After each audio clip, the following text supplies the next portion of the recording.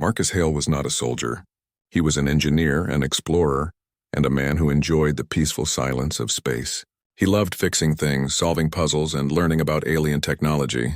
His ship, the Silver Finch, slowly rotated to face the direction of the signal.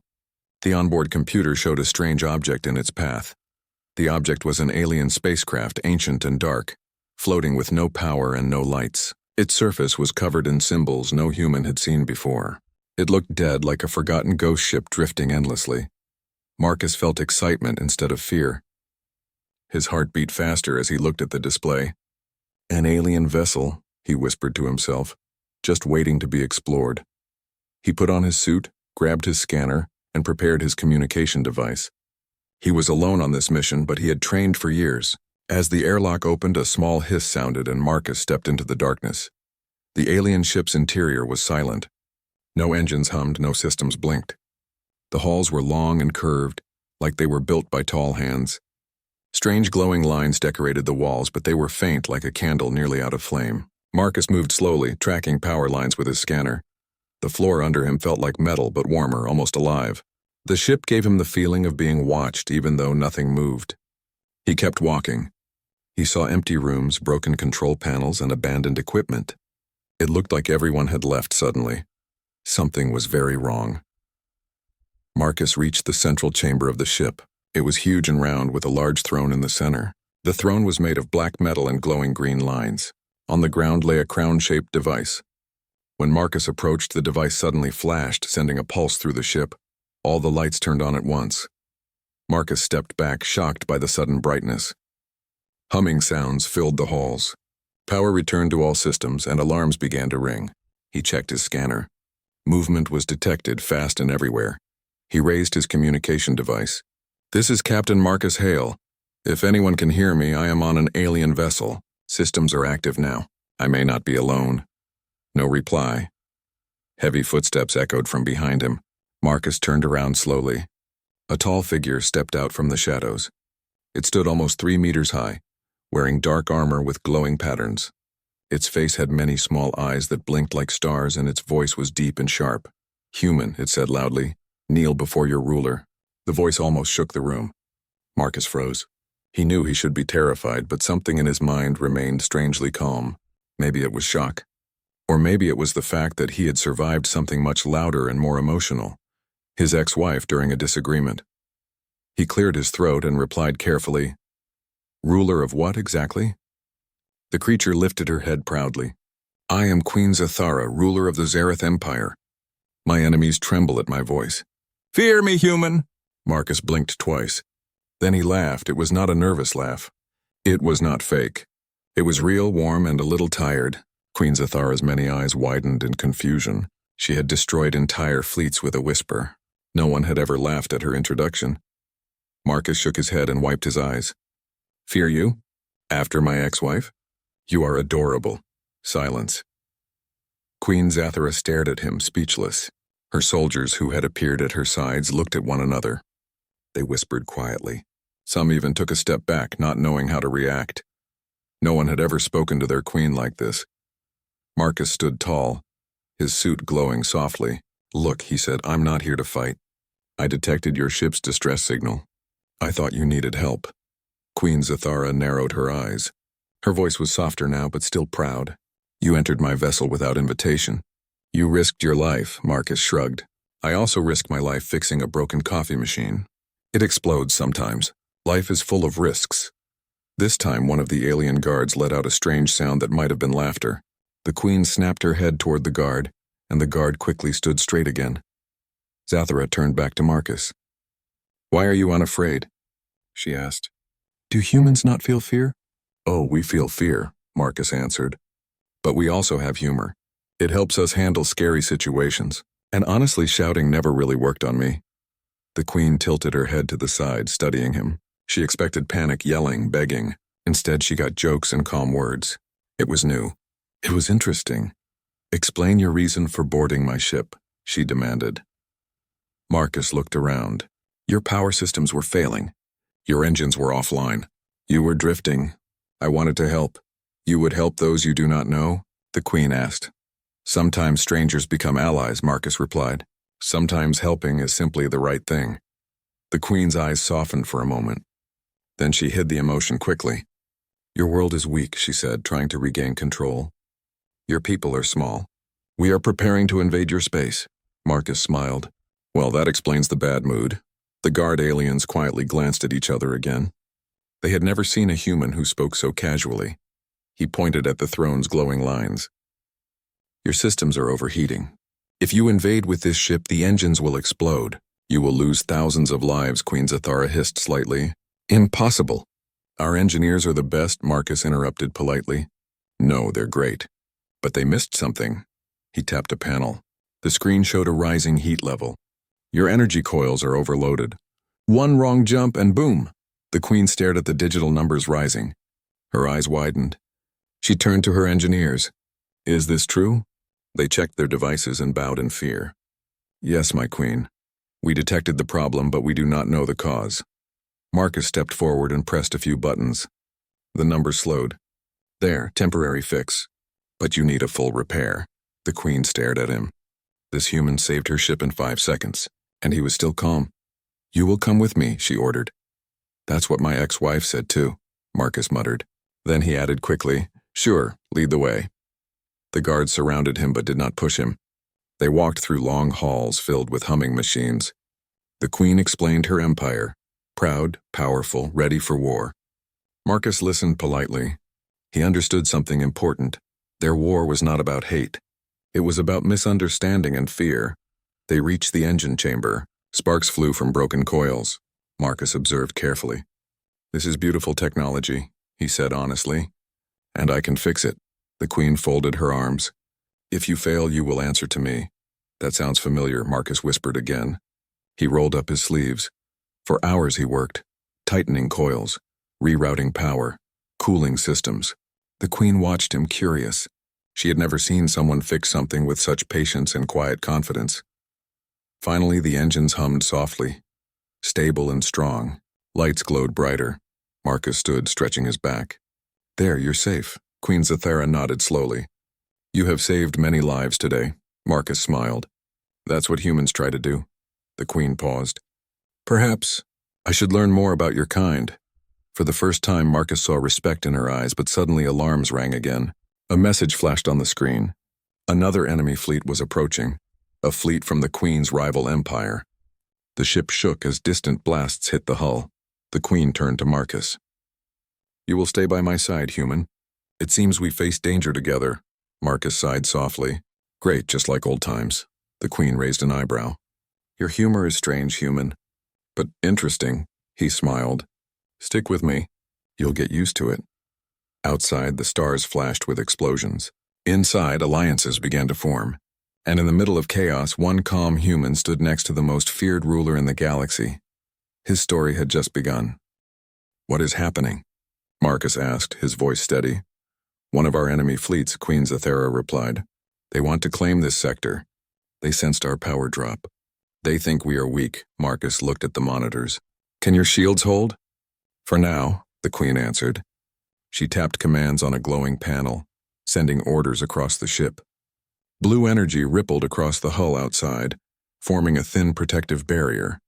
Marcus studied the display. He saw numbers dropping slowly. Not for long. The Queen glared at the screen. We must charge weapons and return fire. Marcus shook his head. If you try to activate your main weapon while the coils are still cooling, you'll overload the core again. Then what do you suggest? She asked. Marcus pointed at a smaller system. Use low-energy pulses to mark their ships. Your drones can target the marks and confuse them. Buy yourself time. Queen Zathara stared at him again. This human gave calm advice in the middle of war. She turned toward her officers. Follow his suggestion, orders were sent. Small flashes appeared outside as drones zipped around the enemy ships, leaving glowing marks. The alien fleet's formation broke apart, confused. Zathara allowed herself a small smile. Impressive, Marcus shrugged. It's basic tactics. We call it distraction strategy. The Queen's eyes narrowed thoughtfully. Humans use such ideas often? When needed, Marcus replied. Especially when facing something bigger. The Queen folded her arms. Perhaps your species is not as weak as reports say. Marcus leaned toward the screen. Reports can be wrong. A sudden tremor made the room shake again. The shields weakened. Sparks rained from a nearby panel. Soldiers worked rapidly to repair it. Marcus checked a meter. "You're losing energy," he warned. "Your ship wasn't ready for combat," Queen Zathara sighed. "We were drifting for weeks before we woke. You activated the systems. Not all were stable," Marcus frowned. "Wait, I woke you up?" "You activated the crown," Zathara answered. "It is our command key. When you touched it, it sent a signal to the deeper chambers. It woke us," Marcus blinked. "So if I didn't touch it, you would still be sleeping?"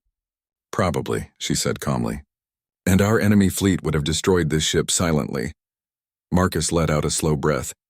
"Well, you're welcome." Again, one of the alien guards let out a muffled laugh. The Queen glanced at the guard, who immediately looked straight ahead. The shaking stopped. The enemy fleet began to fall back. Their ships moved away like shadows, disappearing into the dark. Soon the hall was quiet except for the faint hum of machines. Queen Zathara exhaled. "We must meet in the Grand Hall. My council demands explanation." "The council?" Marcus echoed. "They are leaders of different houses," she explained. "They advise me. And sometimes they judge me." Marcus nodded slowly. "Okay, lead the way." They walked through wide corridors filled with alien citizens. Some cheered the Queen's victory. Others stared at Marcus with confusion and curiosity. Humans were rare in this part of space. Guards opened large golden doors, revealing a high chamber with seats arranged in a circle. The air was heavy with tension. The council sat, their eyes glowing faintly. One member leaned forward. "My Queen, you allowed a human inside your ship. You listened to his voice. Why?" Queen Zathara stood tall. "He saved our engines. Without him, we would have exploded when the enemy arrived." Another counselor hissed softly. "Impossible. Humans are known as inventors, but they are not skilled with alien engineering." Marcus raised a hand politely. "I study alien technology. It's my job. I can help." "You are here because of luck," one counselor snapped. Marcus remained calm. "Maybe, but luck is useful." The counselors murmured among themselves. Zathara lifted a hand and the room became silent. "This human repaired our ship," she said. "He offers help without demand. That deserves respect." "But he is still human," a counselor answered. "His species is unpredictable." Marcus nodded. "Sometimes unpredictable means creative." The room went quiet again. The counselors did not like how calmly he spoke. It made them nervous. One counselor tapped his table. "If he is to stay, he must prove his skills to all of us." "We demand a trial." Marcus raised an eyebrow. "What trial?" "A strategy simulation," the counselor replied. "Our commanders failed it for years. If you pass, we respect you. If you do not, you leave," Marcus sighed. "Every time I try to explore, I end up doing tests." Queen Zathara hid a small smile. "Do you accept?" Marcus nodded. "Fine, let's do it." The simulation chamber was large and dark. When it activated, holographic images appeared around Marcus showing an entire galaxy map. Enemy fleets, friendly fleets, resources, and danger zones spun like stars. A voice echoed, "You must protect the colony world from invasion. All fleets are out of position. You cannot use heavy weapons. You must use mind, not force." Marcus rubbed his chin. "Okay, clever puzzle." He began moving symbols around. Instead of sending ships directly, he arranged smaller units to create light signals, fooling the enemy into thinking reinforcements were coming. The alien council watched from outside. Their eyes widened. "He is sending no real forces," one whispered. "He is bluffing." Another gasped. The enemy simulation fleet changed direction, confused. Marcus then guided energy waves through gas clouds, making the enemy's sensors lose target lock. At that moment, he sent only 3 small ships around the back to disable communication towers. With the towers gone, the enemy stopped moving, unsure. The simulation ended. Victory flashed across the chamber. The counselors stared at the screen in silence. Marcus turned around. "See no harm. Just thinking." Queen Zathara stepped forward, impressed. "You used their fear against them." Marcus shrugged. "Sometimes fear makes people act without thinking." The council sighed loudly. One of them bowed his head. "The human passes." The Queen nodded once. "Good." As they left the chamber, she looked at Marcus. "Your knowledge surprises me." "I read a lot," Marcus joked. "Helps me avoid arguments at home." Zathara tilted her head. "Home? You left behind much to travel alone. Not much left to go back to, Marcus replied softly. Space feels peaceful. The Queen walked in silence for a moment. Then she said, If you continue helping us, there is more work. They entered a command room showing a distress signal. A colony world of the Queen's people had suffered a cosmic storm. Their power grid failed. Without support, thousands could freeze. We must rescue them, an officer said. But our engines are still recovering, another said. Marcus studied the map. We don't need to land. We can send portable generators and stabilize life support from orbit. But how? A general asked. Marcus pointed at a storage bay. Use your drone carriers. Fit them with emergency batteries from this deck. Launch them into the storm. They will attach to buildings and warm shelters. The Queen looked impressed. Do it. Drones flew into the storm like tiny glowing sparks. On screens, the colony lit up again. People cheered, waving at the sky. The Queen's voice softened. You saved them, Marcus smiled. Feels nice, doesn't it? Zathara lowered her head slightly. Yes. The council chamber lit up with positive signals as messages arrived.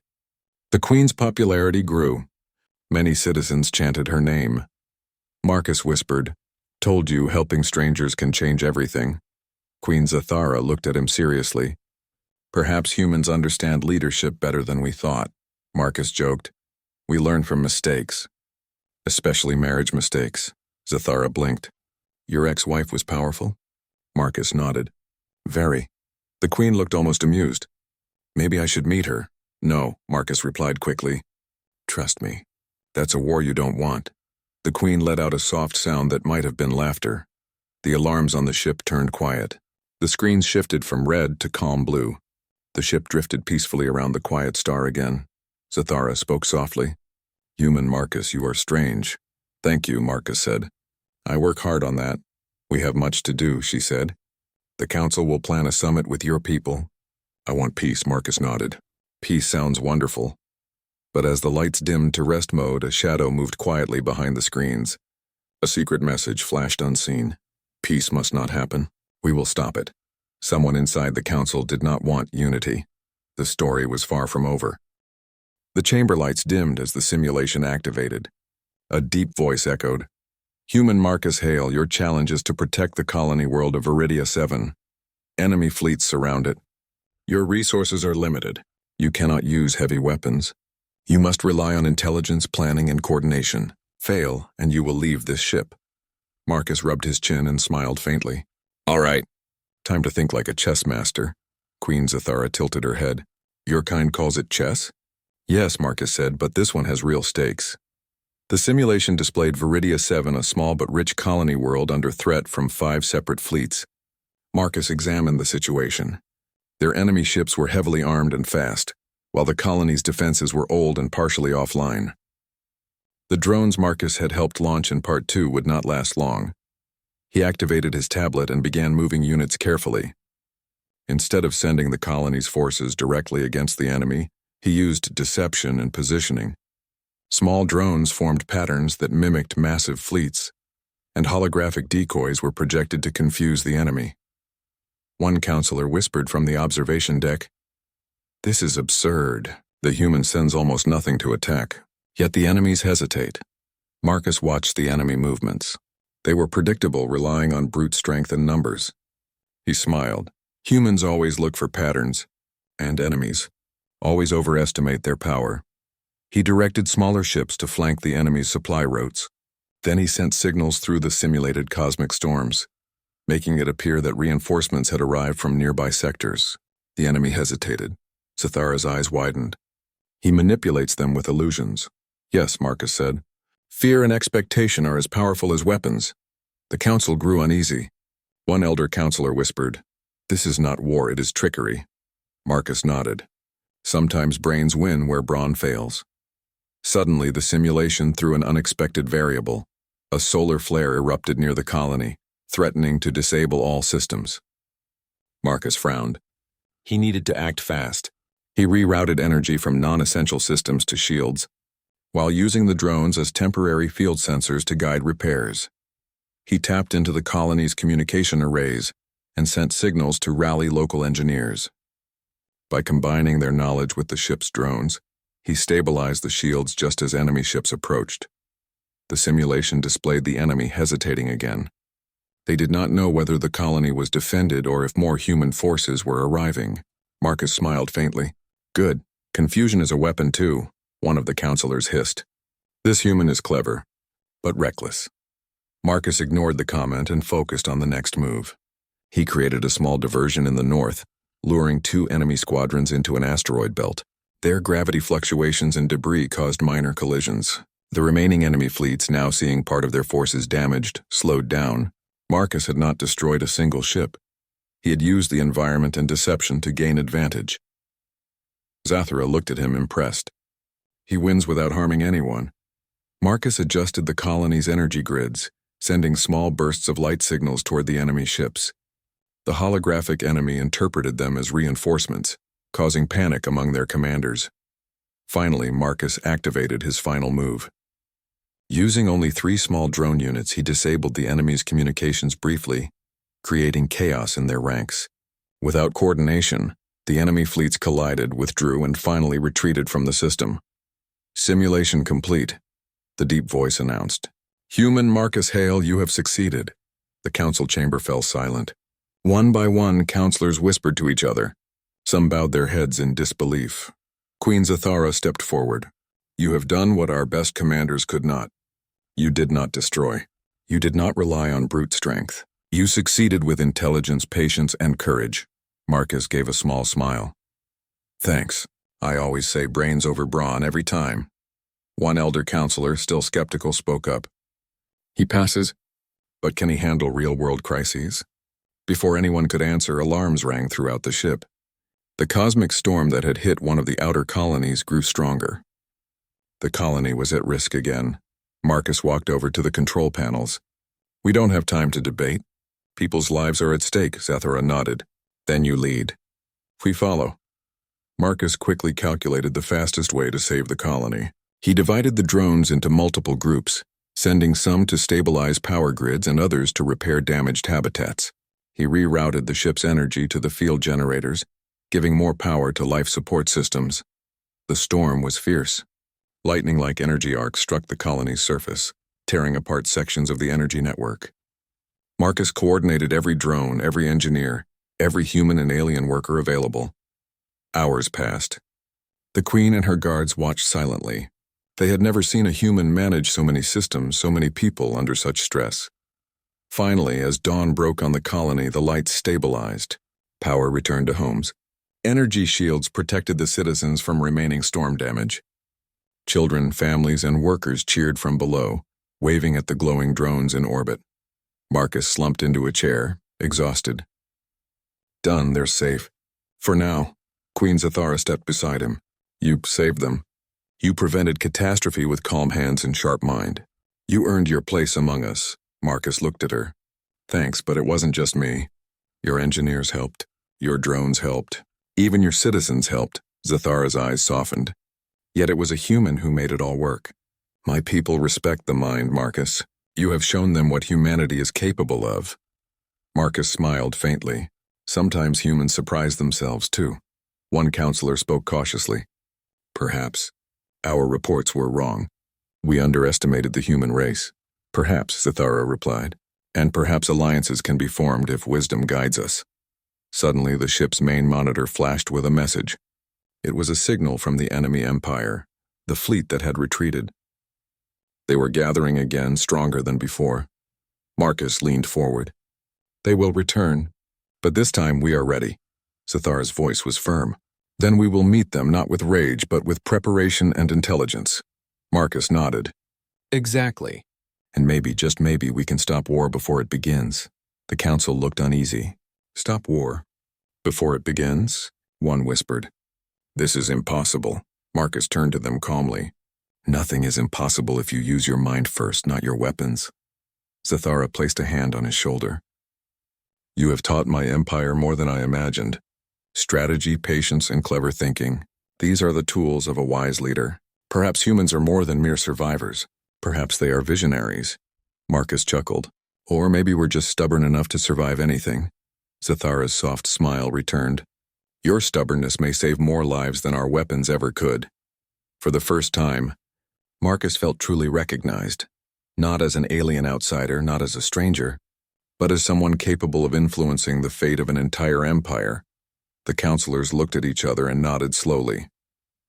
They were not fully convinced, but they could no longer deny the humans' intelligence and courage. As the stars blinked outside the ship, Marcus and Zathara prepared for what would come next. The enemy fleet was regrouping, and tensions in the galaxy were rising. Yet for the first time there was a chance for strategy over destruction, intelligence over fear, and humans proving their worth among the stars. Marcus laughed softly. You know, your fleet could use a little humor, too. Scaring the enemy is one thing, but confusing them with laughter? Priceless. Zathara's eyes blinked in curiosity. You are strange human. Strange works, Marcus said. It worked with my ex-wife, too. The Queen's soft sound this time was unmistakable, a laugh, and in that moment, in the command room of a powerful alien empire, a human engineer had not only passed a trial, but had changed the way a galaxy thought about humanity. The real test was still coming. But for the first time, Marcus Hale knew, humans could stand among the stars. Not as pawns, not as victims, but as equals. Wise, clever, and capable of shaping the future. The enemy fleet would return. The galaxy was tense, but Marcus and Zathara were ready. This was more than survival. This was the beginning of humanity's rise among the stars. The enemy grows stronger, Zathara said. They believe our victory was luck. They will strike with everything they have. Marcus looked at the display, scanning the positions. Not if we act first, and not if we think differently. The Queen raised an eyebrow. Explain. Marcus pointed at a set of distant stars. We don't have to meet them head-on. Their fleet is powerful but rigid. They expect force. What they do not expect is negotiation. Zathara tilted her head. Negotiate? With enemies who wish to destroy us? Yes, Marcus said calmly. If we can show them that war is unnecessary, we can prevent bloodshed. Sometimes peace is stronger than any weapon. The Queen's guards whispered among themselves. Negotiation was unheard of in their empire. Leaders fought and conquered. Peace was rarely considered. Marcus continued. We can use a summit. Invite their leaders to talk. Demonstrate human and Zereth engineering. Show our ability to cooperate and propose mutual benefits. Their commanders may hesitate if they see wisdom and order instead of chaos. Zathara considered this. It was bold, dangerous, but Marcus had proven his intelligence in the strategy trials. Perhaps his plan could succeed. Prepare the summit, she ordered, but be ready for betrayal. I will not allow our people to be harmed. Marcus nodded. Agreed. Safety first, diplomacy second. The Zereth flagship moved quickly to a neutral sector, where a massive space station orbited a small planet. The station was neutral territory controlled by no one. Its halls were wide, its lights soft, and its docking bays spacious. Marcus and Zathara oversaw preparations. Flags and banners of both empires were displayed. Holographic communication systems were tested. Defense systems were hidden but ready just in case. This is impressive, Marcus said quietly. Even my planet would not be ready for a meeting like this. Zathara smiled faintly. Humans appreciate preparation. You have taught me much about patience and order. Hours later, the enemy fleet arrived. Their ships were sleek, fast, and armed with heavy cannons. Commander Varkon, leader of the fleet, stepped into the communication chamber via hologram. His voice was sharp. Queen Zathara, human Marcus Hale. We have come to claim the sector. Withdraw peacefully or face destruction. Marcus stepped forward calmly. Commander Varkon, we understand your strength, but we offer another choice, cooperation. Let us share knowledge, technology, and resources. There is no need for bloodshed. The enemy commander sneered. Why should we trust a human? You are small, fragile, and untested in war. Marcus smiled faintly. Perhaps, but I have proven that intelligence, strategy, and courage can protect many lives. Your soldiers may be strong, but they are not invincible. Consider the cost of war. Your fleets, your planets, your citizens. Is that a price worth paying? Varkon paused. The holographic image flickered slightly as his eyes narrowed. You speak boldly. And you are not afraid? Marcus shook his head. Fear is natural. Bravery is choosing to act despite fear. The Queen watched silently, impressed. Marcus had not only calmed the enemy's initial aggression, but had planted seeds of doubt and curiosity. "Human," Varkon said finally. "Your words are unusual, but words alone do not protect worlds. Show us proof." Marcus nodded. "Then see for yourself." He activated a holographic display, showing the coordinated rescue of the Zareth colonies during the storm. Images of drones stabilizing power grids, citizens cheering, and families waving flashed across the chamber. "Your fleet hesitated," Marcus explained. "Not because of luck, but because of strategy. Calm, careful thinking prevented catastrophe. That is what I offer, a way to protect lives without destruction." The enemy commander leaned back. "Impressive. But can humans maintain such discipline consistently?" Marcus smiled faintly. "We try, and we can learn together." Zathara stepped forward. "Commander Varkon, this human represents not just your enemy but potential allies. We propose a summit of minds, not weapons. Let us demonstrate that cooperation strengthens both empires." Varkon's expression softened slightly. "And if we refuse?" Marcus tilted his head. "Then war resumes as you wish. But consider, this galaxy is vast and resources are limited. The longer you fight, the more you weaken yourself. Cooperation is the smarter choice." Silence filled the chamber. The enemy fleet buzzed with whispers among their commanders. Marcus had introduced doubt, reasoning, and hope into a situation where only anger had existed before. Finally, Varkon nodded slowly. "Very well. We will attend the summit. But know this, betrayal will not be tolerated." Zathara inclined her head. "Nor will we tolerate aggression. Peace requires trust." Over the next few hours, delegates from both empires arrived at the neutral space station. Humans, Zareths, and even a few neutral species watched as the meeting began. Marcus and Zathara presented shared technology, energy sources, and strategies for mutual protection. The Council of the Zareth Empire was cautious. They still doubted human wisdom. But Marcus's calm demeanor, clear explanations, and respect for all sides impressed even the most skeptical leaders. Commander Varkon asked questions. "How does this energy grid work? Can it survive storms and attacks?" Marcus demonstrated, showing drones stabilizing floating energy platforms and holographic overlays of colony survival simulations. "It works," he said, "and it can be adapted for your fleets and worlds. Cooperation makes us stronger than fighting ever could." Varkon looked thoughtful. "This could save thousands of lives. Perhaps you are right." As the summit continued, Marcus noticed a small faction of the Zareth Council whispering in corners. They were plotting to sabotage the peace agreement. But Marcus's sharp eyes caught the signs. He whispered to Zathara, and together they neutralized the threat quietly without alerting the public. "Clever human," Zathara said softly. "You see things others miss," Marcus shrugged. "Experience. And a little luck." Days passed. Discussions turned into agreements, and agreements into plans for shared colonies and joint research. Soldiers were reassigned to protection and training rather than aggression. The galaxy watched as former enemies began working together. Finally, the summit concluded. Zathara rose before the assembly. "Today we choose wisdom over war. Today we choose cooperation. Let this be the beginning of a new era for all species." Marcus smiled faintly. "And sometimes humans are the bridge." Varkon stepped forward, shaking hands with Zathara and Marcus. "Your human is remarkable. He has not only convinced us, but he has shown what a species can achieve when they act with courage and intelligence." The citizens of the station cheered.